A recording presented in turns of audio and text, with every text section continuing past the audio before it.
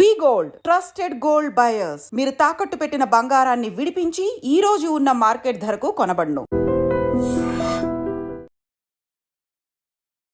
నమస్కారం, welcome to I dream. ధర్మ మార్గం విత్ విజిత కార్యక్రమానికి స్వాగతం.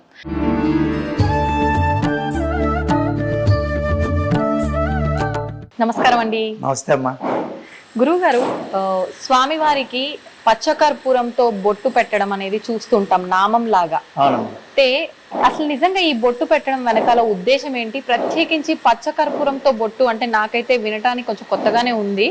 నిజంగా స్వామివారికి ఈ బొట్టు పెట్టే విధానం అంతా కూడా ముందు నుంచే ఉందా, లేదంటే ఒక్కొక్కరు ఒక్కొక్క రకంగా అలంకరించుకుంటారు కదా స్వామివారిని, అందులో భాగంగా ఇది విధానం సాగుతుందా? దాని గురించి ఏం చెప్పొచ్చు అంటారు? అంటే రామానుజాచార్యులు వారు ప్రథమంగా అప్పటి నుంచి కూడా అంటే ఏదైతే స్వామివారికి కేవలం ఈ నుదుట ఏదైతే ఉంటుందో ఈ భాగం దగ్గర, తర్వాత చుబుకం దగ్గర కూడా అప్పట్లో ఏమైంది అంటే కనుక ఈయనే చూడండి, ఈయన భక్తుడు ఈయనకి కావాల్సిన సేవ చేద్దామని వెళ్తూ ఉంటే ఈయన భక్తుడు ఇబ్బందుల్లో ఉన్నారని ఈయన చిన్నపిల్లాడి వేషంలో వెళ్ళి నేను సహాయం చేస్తాను అని చెప్పేసి అంటే కాదు అని చెప్పేసి ఆయన ఒక గుణపం విసరడంతో తగులుతుంది.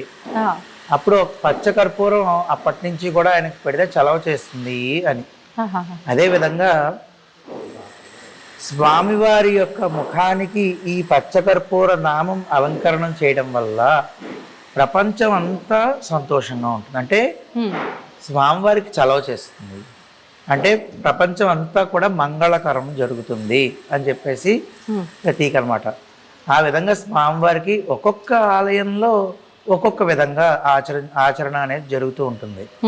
అలాగే మన ఆలయంలో పౌర్ణమికి కూడా స్వామివారికి నవకలశ స్థాపన తిరుమంజన మహోత్సవం అని చెప్పి స్వామివారికి అభిషేక కార్యక్రమం అవుతుంది. అయిన తర్వాత అప్పుడు ఈ ఆరాధన పూర్తవుతుంది. ఇదే భాగంలో మన అలంకరణ భాగంలో ఈ యొక్క పచ్చకర్పూర నామాన్ని అనేది మనం స్వామివారికి అలంకారప్రాయంగా పెడతాం అన్నమాట. అంటే మంచి పచ్చకర్పూరాన్ని తీసుకుని దాన్ని శుభ్రంగా వాస్తవంగా పూర్వం అయితే ఇంకా ఒక పల్చటి వస్త్రంలో పెట్టి దాన్ని బాగా కొట్టేవారు.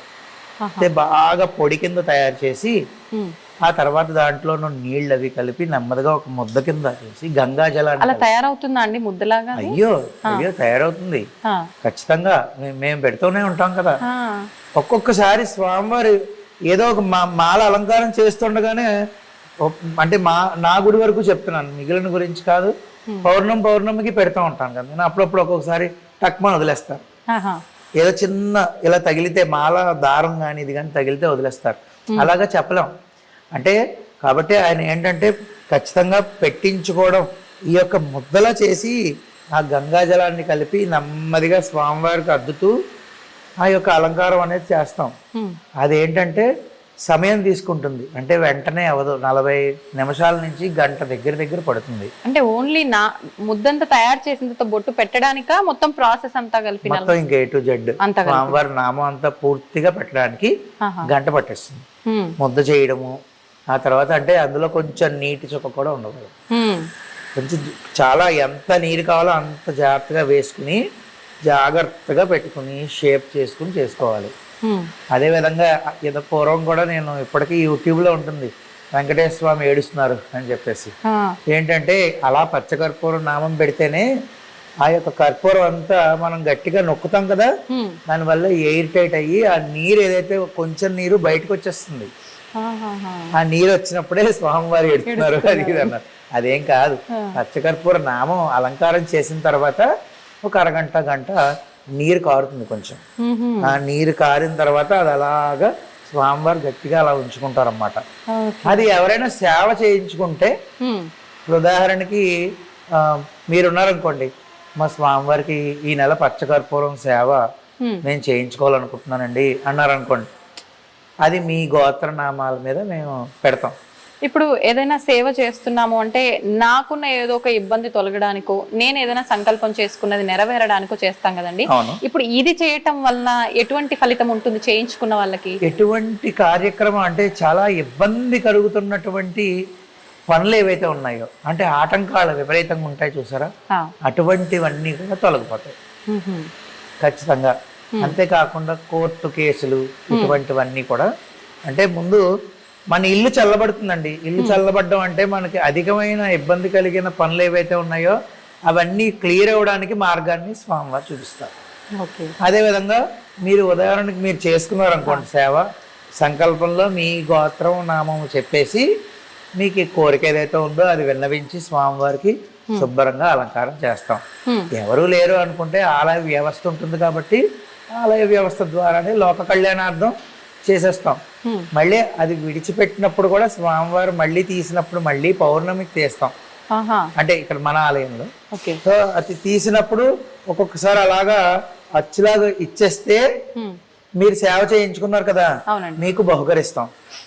ఆ నెలంతా స్వామివారికి ఉన్నటువంటి ఈ పచ్చకర్పూర బొట్టు ఏదైతే ఉందో అది మీకు మీకే ఇచ్చేస్తాం. మేము దాన్ని ఏం చేయాలి? మీరు ఏం చేయాలంటే మీ ఇంట్లో ఐశ్వర్యం కలిగిన బీరువా, ఈ బీరువాలో ఐశ్వర్యం పెట్టే చోట, వస్త్రాలు పెట్టే చోట లాకర్లో పెట్టుకోవాలి. అది అలా ఉంచుకోవాలి, అది ఇంటికి మంచి జరుగుతుంది అలాగా. అదే ఒక్కొక్కసారి ఏంటంటే అది తీసినప్పుడు స్వామివారు పూర్తిగా అంటే వదిలేస్తారు. ఒక్కొక్కసారి వదిలేస్తే కింద పడి మొక్కలు అవుతుంది. అప్పుడు ఏం చేస్తామంటే దాన్ని తీర్థం పొడి ఉంటుంది కదండి, ఆరాధన చేసినప్పుడు తీర్థం పొడి వేరు, ఆరాధన అయ్యాక ఇది కొంచెం తీసి ఆ తీర్థంలో వేస్తాం. భక్తులకి ఇచ్చే భక్తులందరికీ కూడా ఆ తీర్థం స్వామివారి యొక్క పచ్చకర్పూర నామం యొక్క తీర్థం వితరణ చేస్తాం. అలాగా ఈ పచ్చకర్పూరం అనేది ఏంటంటేనండి మీకు ఎంత మంగళకరమో రెండు పరిహారాలు చెప్తాను. వ్యాపారం అవ్వట్లేదు, మీకు ఏ పని అవ్వట్లేదు అనుకున్నా కూడా మీరు పెట్టుకునే కుంకుమ ఉంటుంది కదా, ఆ కుంకుమంలో ఈ పచ్చకర్పూరాన్ని పొడి కింద చేసి కలిపి దాన్ని పెట్టుకుని చూడండి, కొద్ది రోజులు అత్యద్భుతమైన ఫలితం వస్తుంది. చాలా చాలా శక్తి పెరుగుతుంది. అంటే మనం కుంకుమ బొట్టు పెట్టుకుంటేనే మనకి శక్తి, నరదిష్టి తగలదు. ఈ పచ్చకర్పూరాన్ని యాడ్ చేసి పెట్టుకుంటే మీకు ఏంటంటే మీ మాట వింటారండి, ఒక మాటలో చెప్పాలంటే మీ పని అవుతుంది. అలాగా వ్యాపార స్థలంలోనూ ఇన్ని పచ్చకర్పూర ముక్కలు ఒక 100 గ్రాములు 150 గ్రాములు ఒక రెడ్ క్లాత్ లో కలిపి వ్యాపార స్థలం పైన కట్టుకుంటే ముఖద్వారానికి మధ్యన పైన, అంటే దాని కింద నుంచి వెళ్ళడం రావడం జరగాలి. ఈ యొక్క ఎవరైతే ఉంటారో కొనుక్కోవడానికి వెళ్ళిన వాళ్ళు, అది జరిగితే చాలా మంచిది. పచ్చకర్పూరంలో ఒకటని నేను చెప్పలేనమ్మా, అద్భుతమైన తలనొప్పిగా ఉంది, ఎంత మంచి కొబ్బరి నూనె ఉంటుంది కదా, దాంట్లో ఈ పచ్చకర్పూరం పొడేసి ఇలా రాసుకుంటున్నంత మాత్రం చేత చల్లబడిపోయి మీరు ఆశ్చర్యపోతారు. ఎప్పుడైనా మీరు అస్సలు ఆశ్చర్యం చెందుతారు. మీరు నిమిషాల్లో తగ్గుతుంది, అంత శక్తివంతమైంది. ఆయుర్వేద మందుల్లో కూడా చాలా మందుల్లో వాడతారు. స్వామివారికి పచ్చకర్పూర నామం తీసినప్పుడు ఈ విధంగా వస్తుంది అనమాట. అంటే ముట్టుకోండి, తాకొచ్చండి. అయ్యో ఖచ్చితంగాను, ఎందుకు తాకూడదు?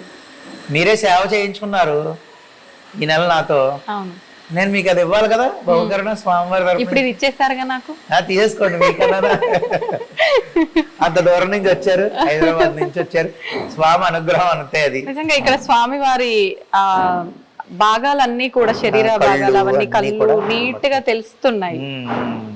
ఇది చూడ్డానికి అయితే నిజంగా, అంటే నేను అనొచ్చో లేదో తెలియదు కానీ పచ్చకర్పూరంతో ఇలా చేశారు అంటే నమ్మలేకున్నామండి. మనకు స్టోన్ ఎలా అయితే నీట్ గా వస్తుందో అలా ఉంది చూడడానికి, చెక్కినట్టుగా. మనం పెట్టినప్పుడు మనం చూసినప్పుడు అదే విధంగా అనిపిస్తుంది మనకి. జాగ్రత్తగా పెట్టుకుంటే ఆయన ఎంత ప్రీతో కాబట్టే ఆయన ఉంచేసుకుంటారు అలా.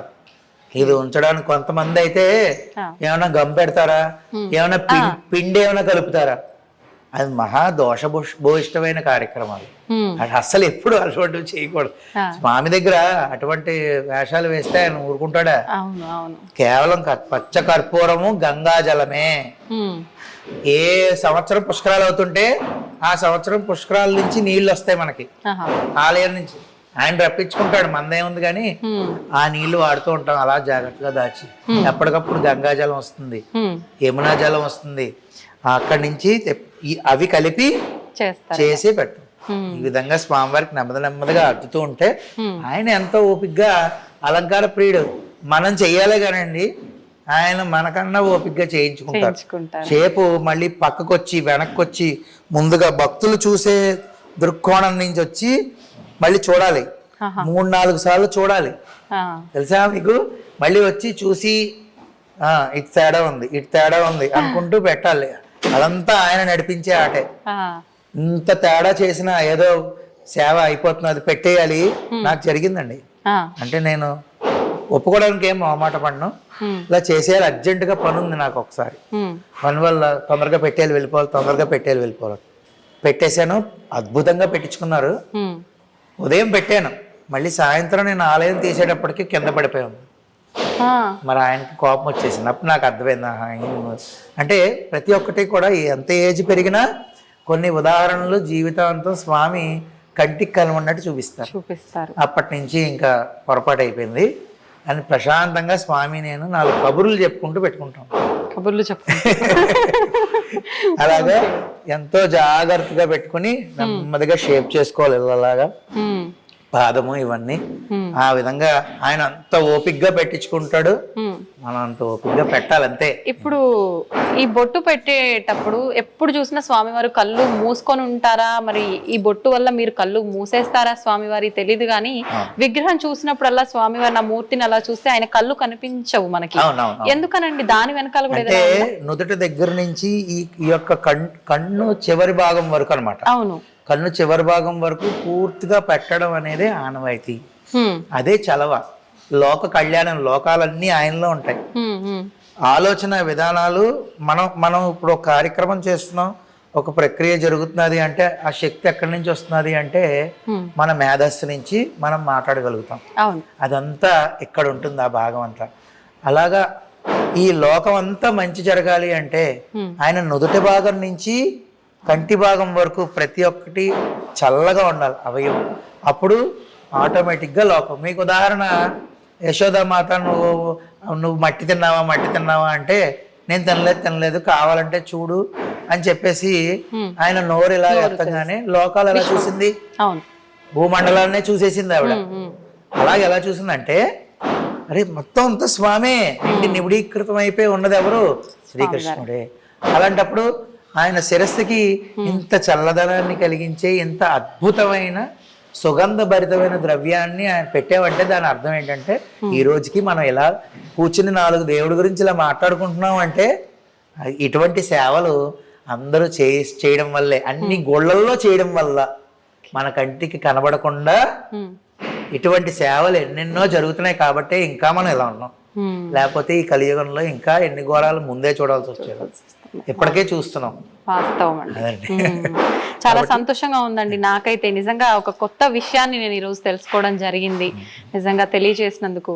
ఏముందమ్మా, ఇప్పుడు నేను ఇందాక అన్నట్టు మీరు సేవ చేసుకున్నారనుకోండి, మీరు పచ్చకర్పూరం తెచ్చిచ్చారు లేదా పచ్చకర్పూరం కొనేసి సేవ చేయండి అని డబ్బులు ఇచ్చారు, ఎలాగైనా సరే మీ పేరు మీద జరిగింది.